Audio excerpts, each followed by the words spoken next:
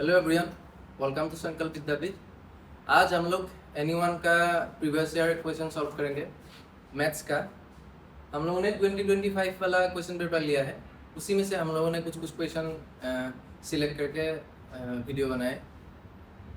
तो इस वीडियो में हम लोग सीखेंगे कि मैथ्स पोर्शन को कैसे अटेम्प्ट करना है, या तो कौन सा शॉर्टकट ट्रिक आप लोगों को इस्तेमाल करना है और कौन सा क्वेश्चन नहीं करना है। कोई कोई क्वेश्चन ऐसा होता है कि बीच में आप लोगों को फंसा देगा, वो क्वेश्चन पढ़ते ही आप लोगों को समझ में आना पड़ेगा कि ये क्वेश्चन थोड़ा सा टफ है, इसको मैं बाद में करता हूँ। तो ये वीडियो में हम लोग यही सीखेंगे आज। थोड़ा सा देखते रहिए, स्टार्ट ही करते हैं, ठीक है, ज़्यादा टाइम लॉस नहीं करेंगे।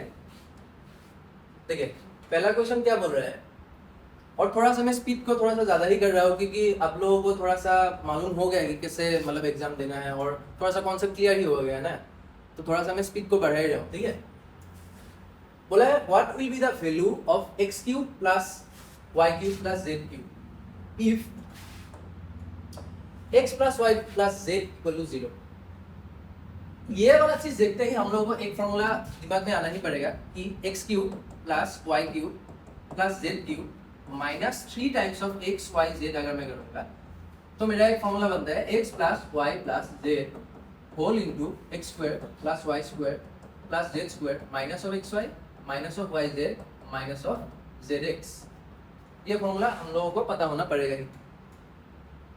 इधर x plus y plus Z का वैल्यू 0 ही दिया हुआ है, मतलब ये वाला चीज पूरा का पूरा 0 के साथ कुछ भी मैं मल्टीप्लाई करूंगा वो तो 0 ही रहेगा, मतलब ये पूरा का पूरा वैल्यू 0 हो गया, ठीक है। मतलब मैं लिख सकता हूँ कि x cube plus y cube plus z cube minus 3x y z equal to 0, ठीक है।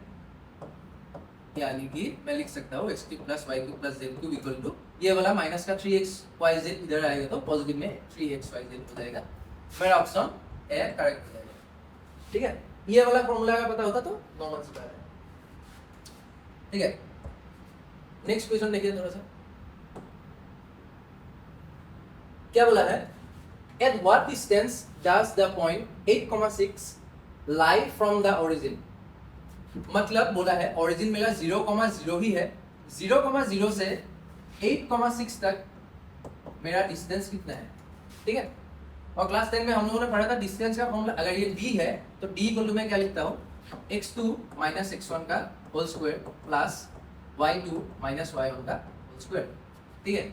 या तो मैं x1 से x2 को माइनस करूँ या तो मैं y1 से y2 को माइनस करूँ, उसका स्क्वायर ही है, वो पॉजिटिव में ही आएगा हमेशा, तो मैं किसी से भी किसी को माइनस करूँ फर्क नहीं पड़ेगा, ठीक है। तो क्या हो जाएगा मेरा x2 x1 क्या है मेरा 0 और 8 माइनस 0 करो या 0 माइनस 8 करो, बात तो सेम ही है।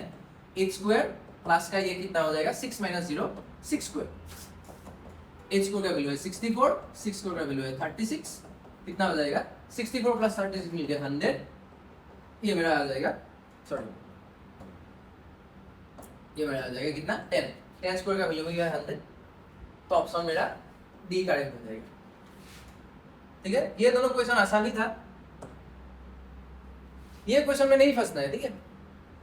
थर्ड क्वेश्चन लिखिए क्या बोला है 3 exterior angles of a quadrilateral taken in order are 72 degree, 98 degree and 102 degree.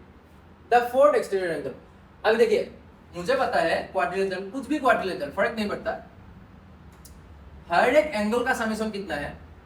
अगर ये θ1 ये θ2 ये θ3 ये θ4, चार एंगल, चारों एंगल का सम θ1 प्लस θ2 प्लस θ3 प्लस θ4 का सम कितना है हम लोगों का 360 डिग्री है, ये हम लोगों को पता है।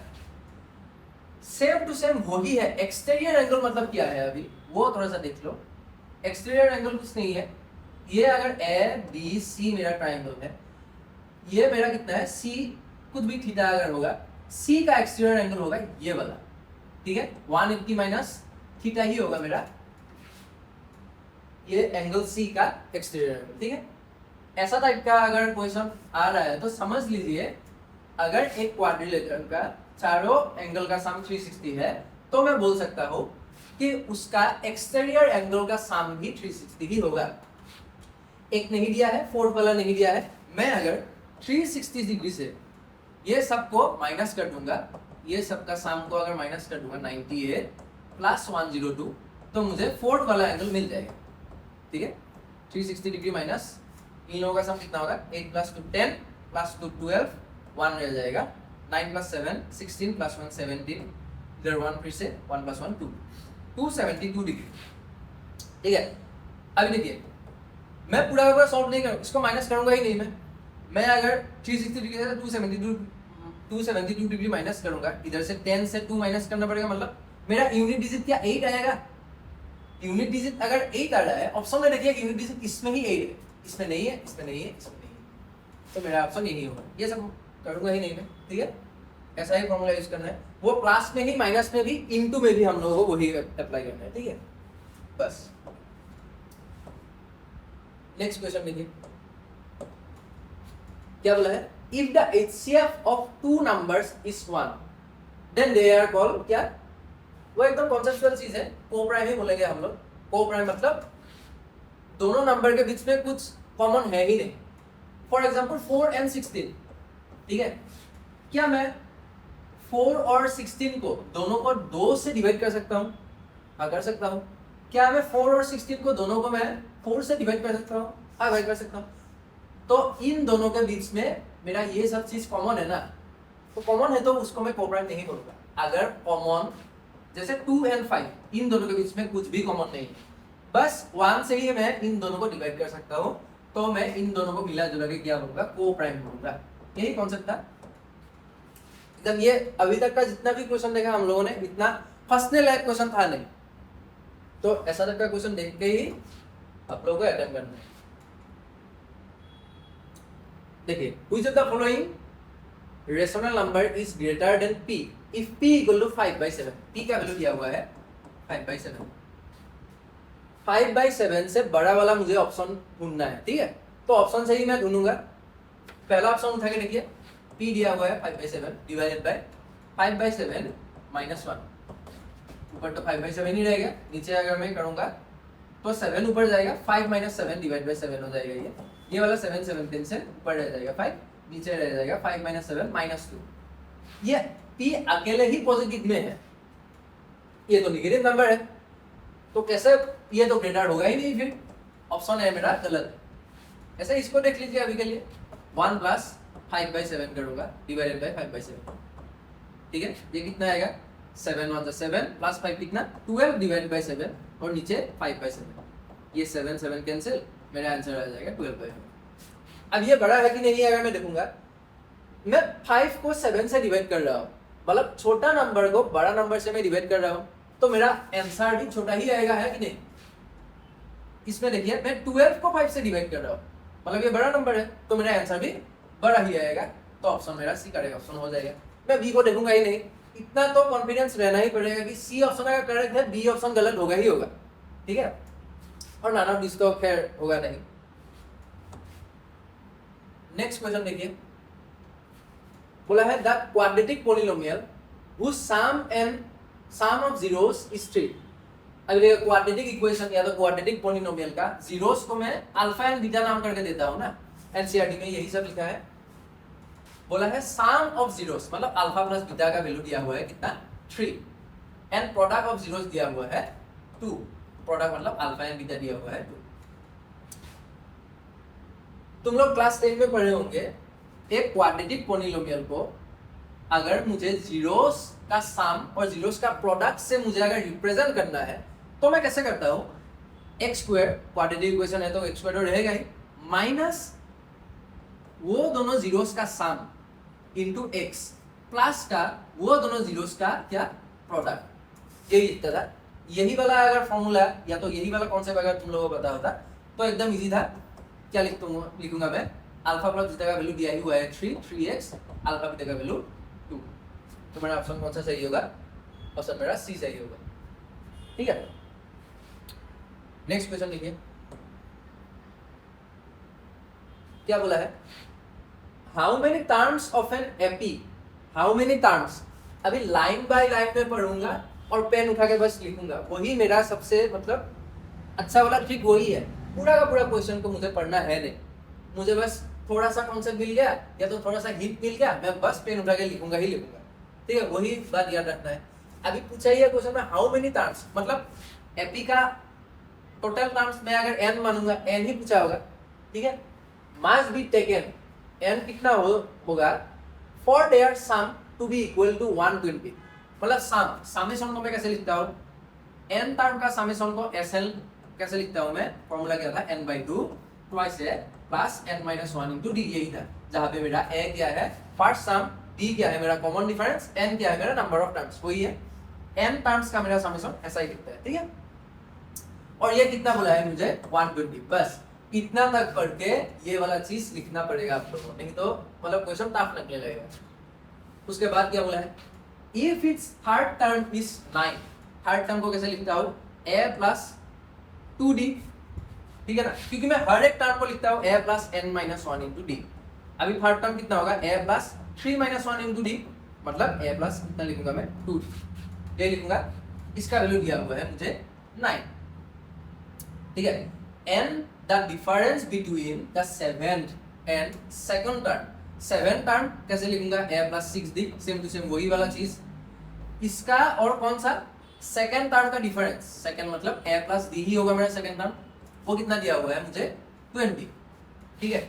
इसको थोड़ा सा सॉल्व करना पड़ेगा, a प्लस 6d माइनस का है माइनस का d इक्वल टू 20, ये वाला माइनस से ये वाला प्लस है कट गया, बच जाएगा क्या 6d minus d 5d equal to 20, d equal to कितना आ जाएगा फिर 20 डिवाइड बाय 5 यानी कि 4, ठीक है। अभी ये वाला इक्वेशन में मैं अगर d का वैल्यू पुट करूंगा तो a का वैल्यू मिल जाएगा, तो थोड़ा सा इसको भी कर लेते हैं। 2 इंटू कितना हो जाएगा 4 इक्वल टू 9, ये कितना आ जाएगा 4 2 8, 8 अगर उधर जाएगा 9 माइनस 8 होगा तो मेरा कितना आ जाएगा a का वैल्यू 1, ठीक है। मुझे मिल गया है a का वैल्यू 1, d का वैल्यू 4। अभी a और d का वैल्यू इधर पुट करूंगा, एक ही वेरिएबल है n, उसको मैं कैलकुलेट करूंगा, ठीक है।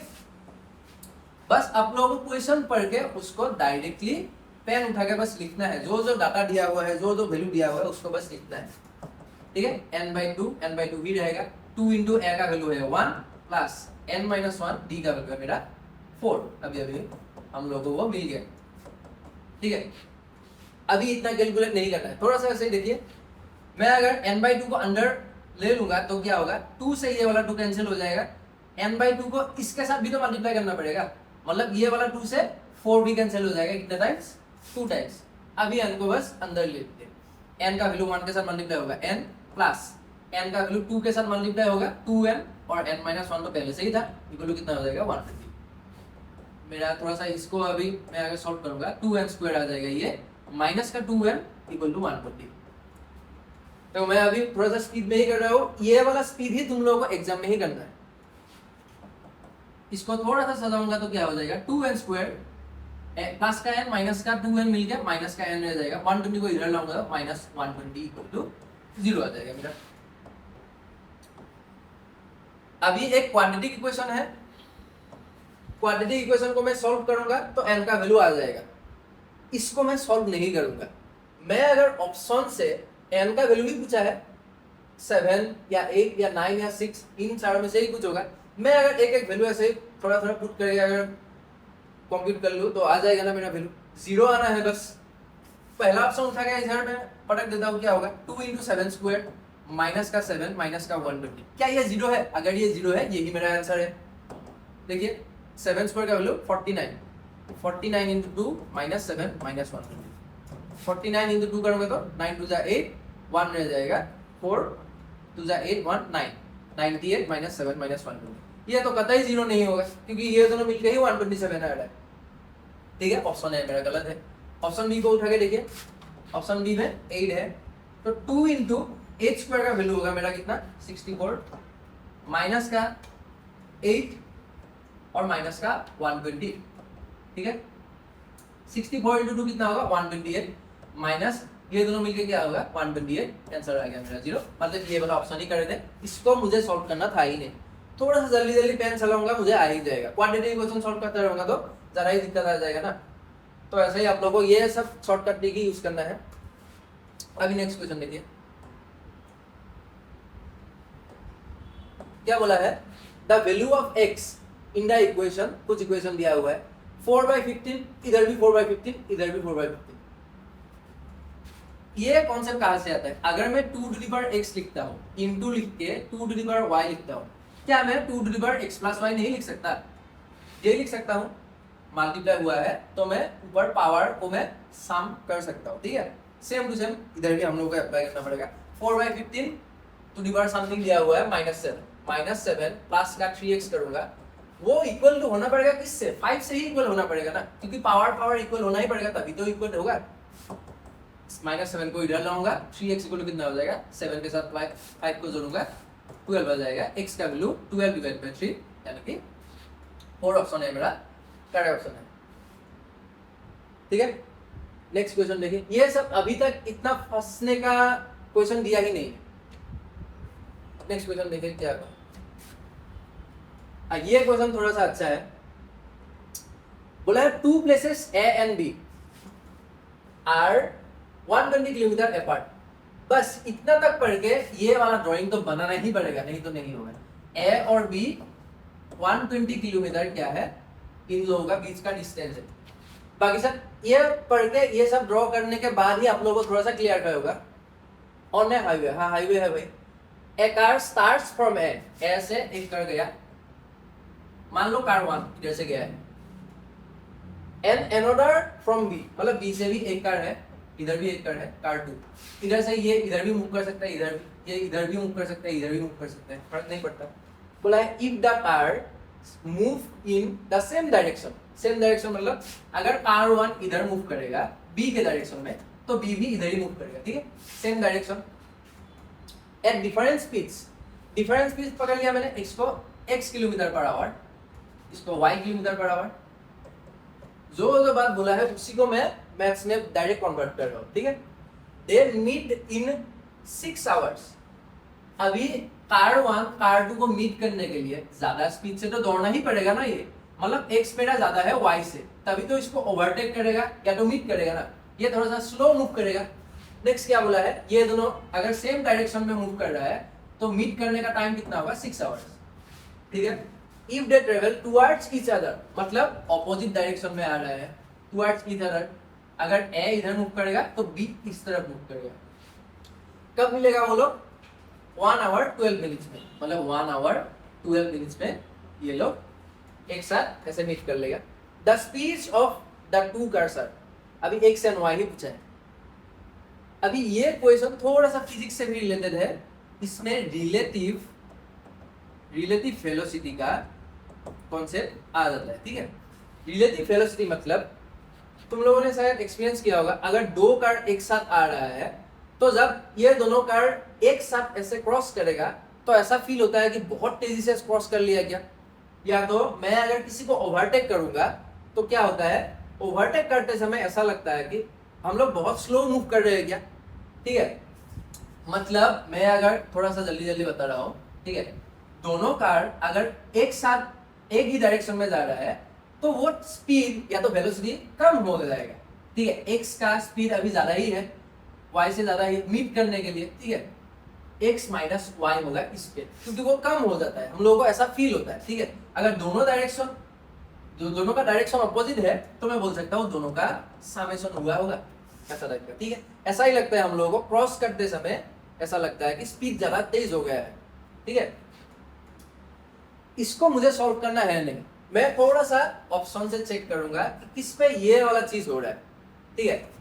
एक चीज देखिए, मैं अगर गाड़ी नंबर 2 को या मतलब कार 2 को मैं अगर स्टॉप कर दूंगा, ये इधर ही रुका हुआ है, कार 1 को बी पॉइंट तक पहुंचना पड़ेगा तभी कार 2 को वो मीट करेगा।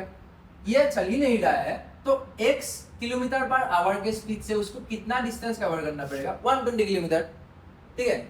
या तो ये वाला सिनेरियो में भी अगर b को मैं स्टॉप कर दिया, सेम टू सेम x को उतना ही डिस्टेंस कवर करना पड़ेगा, ठीक है। मतलब इसका अगर मैं वेलोसिटी ही रोक दिया, मतलब इसको ही रोक दिया, तो x को 120 किलोमीटर जाना पड़ेगा दोनों ही सिनेरियो में, ठीक है। ये वाला सिनेरियो में कितना घंटे में उसको पहुंचना है? 120 किलोमीटर कवर करना पड़ेगा 6 आवर्स में, और 120 किलोमीटर ये वाला सिनेरियो में कवर करना पड़ेगा 1 घंटा 12 मिनट। तो मैं ऑप्शन उठाऊंगा, दोनों का वो दिया हुआ है, स्पीड दिया हुआ है, तो ये स्पीड में पहला वाला सिनेरियो में दोनों का समेशन होगा, मुझे पता है speed equal to distance divided by time, यही पता है मुझे, ठीक है। पहला वाला सिनेरियो में x का स्पीड क्या होगा, सॉरी कार 1 का स्पीड क्या होगा, ये वाला सिनेरियो होता रहेगा, सॉरी ये वाला सिनेरियो होता होगा, मतलब ये जा रहा है टुवर्ड्स b की तरफ सेम डायरेक्शन में, ठीक है। मतलब x माइनस वाई मेरा क्या होगा, स्पीड होगा, और डिस्टेंस कितना कवर करना पड़ेगा मुझे 120 किलोमीटर, और डिवाइडेड बाय मैं क्या करूंगा, टाइम 6 आवर्स में कवर करना पड़ेगा। तो x माइनस वाई कितना हो गया मेरा, 6 से मैं अगर इसको काटूंगा तो 20, इतना मेरा क्या होगा, किलोमीटर पर आवर की स्पीड से जाना पड़ेगा। सेम टू सेम ये वाला सिनेरियो कितना होगा मेरा, x plus y equal to कितना होना पड़ेगा, x plus y equal to मेरा डिस्टेंस सेम टू सेम 120 ही है, बस कितना करना पड़ेगा, डिवाइडेड बाय 1 आवर 12 मिनट, ये सभी करना पड़ेगा। ये सब करने से दो इक्वेशन है, दो वेरिएबल है, आंसर तो आ जाएगा। लेकिन मैं ये सब फॉर्मूला अप्लाई नहीं करूंगा, मैं डायरेक्टली ऑप्शन में ढूंढूंगा कौन सा वाला सिनेरियो में अगर मैं x माइनस 1 करूंगा तो 20 आ रहा है, वही ढूंढूंगा, ठीक है। देखो तो 50 माइनस 50 करूंगा तो 20 आ रहा है क्या, नहीं।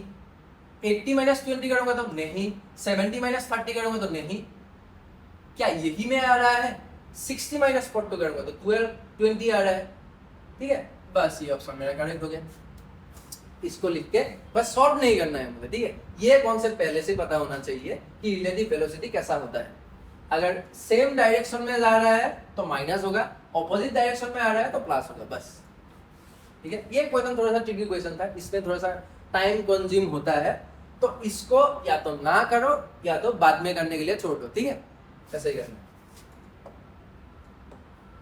नेक्स्ट क्वेश्चन क्या बोला है, if the number obtained by subtracting a number, if a number obtain मतलब obtain हो रहा है, मतलब कुछ करके कुछ चीज करके एक नंबर obtain हो रहा है, वो वाला नंबर क्या है, by subtracting a number from its own square, ठीक है। मतलब एक नंबर है a स्क्वायर से उसका ही स्क्वायर से मैं सब्ट्रैक्ट कर रहा हूँ, किसको, उसको ही, वही बोला है ना, subtracting a number from its own square is 5 times the number, मतलब उसी नंबर का 5 गुना ज्यादा है, 5 गुना है, then what is the number, a का वैल्यू भी पूछा है।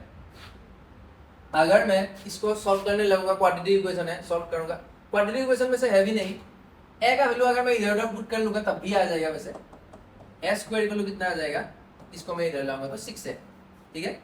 ये स्क्वायर और ये a कैंसिल होके a का वैल्यू 6 ही आ जाएगा, ठीक है, ऐसा ही कर लिया। तो ये इतना टफ क्वेश्चन था नहीं, ठीक है, ऑप्शन मेरा डी आ जाएगा। इसका प्रीवियस वाला क्वेश्चन थोड़ा सा टाइम कंज्यूमिंग वाला क्वेश्चन था, मतलब कौन से का अगर पता है तो इजी ही लगेगा, लेकिन अगर नहीं पता है तो छोड़ ही दो उसको, ठीक है, ऐसा ही करना है। इजी क्वेश्चन तो मिलेगा ना बाद में। नेक्स्ट क्वेश्चन देखो क्या बोला है, if the side of two similar triangles are in the ratio 4:9, two similar triangles बोला है, side बोला है 4:9 रेशियो में, then the areas of these triangles are in the ratio। अभी देखो दो साइड कोई भी ट्रायंगल अगर सिमिलर है, दो साइड ये कोई भी साइड x y z, ये a b c ऐसा रहता है ना, अगर साइड ऐसा टाइप का रेशियो में है 4:9 रेशियो में है, तो एक फॉर्मूला है उसका एरिया साइड का स्क्वायर का बराबर जैसा होता है ना, जैसे हम लोग लिखते हैं ना half into base into height, ठीक है, यही लिखते हैं ना।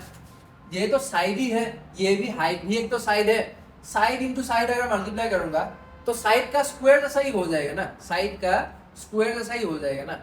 अल्टीमेटली मैं बोल सकता हूं कि area is directly proportional to side का स्क्वायर, है ना।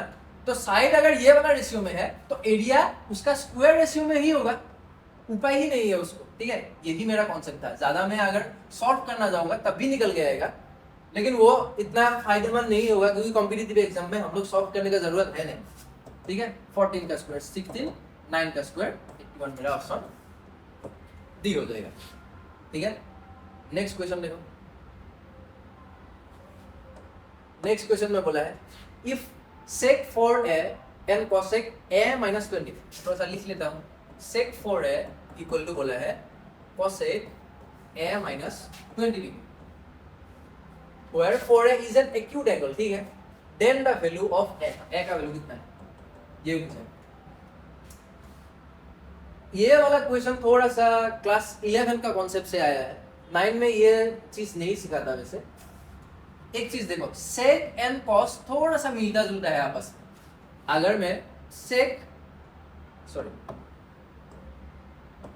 मैं सेक थीटा लिखूंगा तो मैं उसको कॉसेक 90 डिग्री माइनस थीटा लिख सकता हूं अगर थीटा मेरा क्या है, एक्यूट एंगल है. ठीक है, अगर थीटा मेरा एक्यूट एंगल है तो मैं ये चीज को लिख सकता हूं sec theta equal to 90 degree minus theta, या तो कोसेक थीटा को भी मैं ऐसे ही लिख सकता हूँ सेक 90 डिग्री माइनस थीटा. वही चीज अप्लाई करना है. सेक को मुझे कोसेक पे कन्वर्ट करना है क्योंकि इधर कोसेक है ना. दोनों अगर कोसेक हो गया तो मैं बस एंगल को ही मैं अगर कंपेयर करूंगा तो मेरा आंसर आ जाएगा. सेक 4a को मैं क्या ऐसे लिख सकता हूँ, ये वाला कॉन्सेप्ट से सेक 90 डिग्री माइनस 4a लिख सकता हूँ. वही है ना.